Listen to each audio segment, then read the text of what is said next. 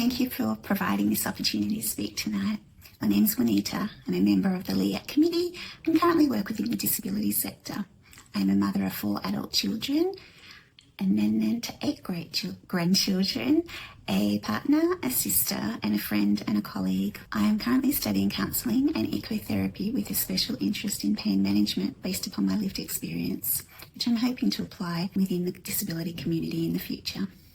I love being immersed in nature, walking, rolling and kayaking, and also foraging for beautiful things within nature so that I can complement my beautiful vintage vases. I enjoy working in the garden, observing the beauty of nature's seasonal changes. I'm happiest when spending time with family and friends over a pot of chai, having a delicious meal, or having a picnic out in a beautiful environment. Listening to 80s music and singing along out loud with my partner, and swimming, kayaking, gardening, and just being present in nature. I hold strong values around family, wellness, and the environment, and dignity and justice for all. Most of all, I'm really fortunate to have a rich and fulfilling life. Sadly, as a person with a disability, this is not the version of me that is most commonly seen or viewed when I'm out in the community. Instead, I'm faced with ableist views, societal barriers, and uneducated stereotyping. I have a lived experience of disability both personally and professionally. In a previous role as a support coordinator, I saw the immense pain, barriers, and impacts upon the people with disabilities endure every day, and of course, through my own personal lens as well. I have had the opportunity to closely work with the complexities of the NDIS space, and as a participant and a support coordinator. We've all heard of the billions of lost dollars to the unscrupulous providers. However, now participants have a sense of being over-scrutinised themselves and unfairly targeted, impacting upon crucial everyday support. I'm going to chat to you about the advocacy and the pushback that I have done within the community, previously within a rural setting about the cemetery accessibility. So I have had communications with the council versus the trust, and that's actually an ongoing issue. So unfortunately, that's not resolved at this point. I worked with Australia Post closely. They had an inaccessible service around getting your passport photos taken if you were in a wheelchair. So now they have made some positive changes due to my advocacy, and now it's an accessible service. The local swimming pools here in Bendigo, so YMCA and Goori, I've advocated for the fixing of broken hoists at both of those services, and now they have had work done to them, so they are working again. And also with one of the pools, the heating was inadequate for therapeutic temperatures for safe rehab, so that's also been rectified over time. Often when we go away on weekends, I have given feedback to motels for different things, such as, the height of storage of crockery and kettles and things like that. They're often inaccessible and you just can't reach them when you're at a sitting height. So if you were travelling solo, you wouldn't be able to make yourself a cuppa or get a drink or anything like that. Also, the showers often will have shampoos and things like that at a different height, so you can't reach those either. Things like rails, sometimes they're even placed higher and not in the appropriate places. And I have been able to give some feedback recently to a motel, and then the next time that we visited there, they actually had done a full renovation of the accessible room.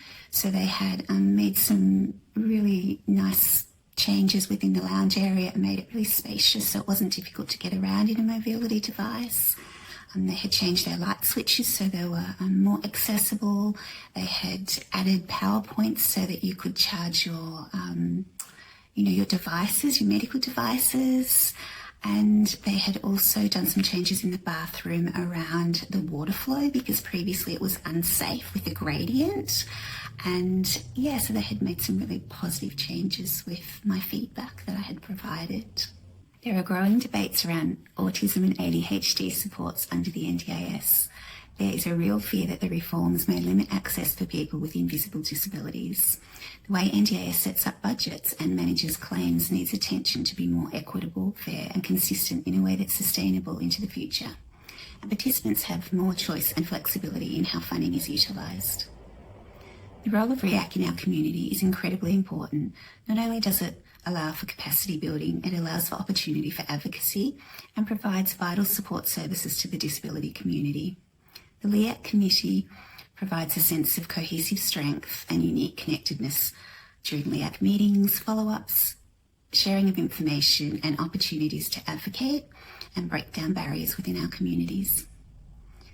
This further allows for a person with a disability to have a voice, actively advocate, break down the barriers and move toward a more connected, strong and inclusive community. I'll briefly share some of my own personal experiences and barriers and my pushback and advocacy, and welcome any questions toward the end. Apart from most commonly known access issues such as footpathing or curbs or accessible car parks, here are a few other barriers that I have encountered. Recent hospital admission and the removal of mobility devices within the room. So it removes independence and it left you feeling unheard, and I believe that they require further staff training around that. Cemetery access within a rural town. I was unable to visit my parents' grave due to the inaccessibility when I was in a wheelchair. So that's an ongoing issue with the council versus the trust. Accessible toilets, so they're never hygienic, which is really problematic given people with disabilities have a lot of medical things happening, like, might want to change their ostomy or self-catheterise or do an insulin injection, and that makes it really challenging. Tonight with a poem that I've written for this purpose, and it's called Inclusion. Yeah. They say you're so brave and strong with a smile so bright, while building steps we're not meant to stride. They cheer for our strength, yet shut every door. Then wonder why frustration and pain often remain. The world's not designed for each individual voice, mind, chair or cane. It's built on the myth that we all start fair and the same, judged by what's normal, which just seems so abnormal. We're labelled, dismissed and pitied on cue. No ramps, no signs, no open door. The games are played, but not for all. A bench too high, a path too steep. Dreams of play are put to sleep. Invites retracted and dreams left smothered, not by the body, but by the walls that remain. Held up by systems, stigma and shame. Inclusion is not kindness, tossed down from high above. It's justice, respect, it's equality and love. So listen, not with pity, but with grace. We all deserve a place, not just a space. Thank you.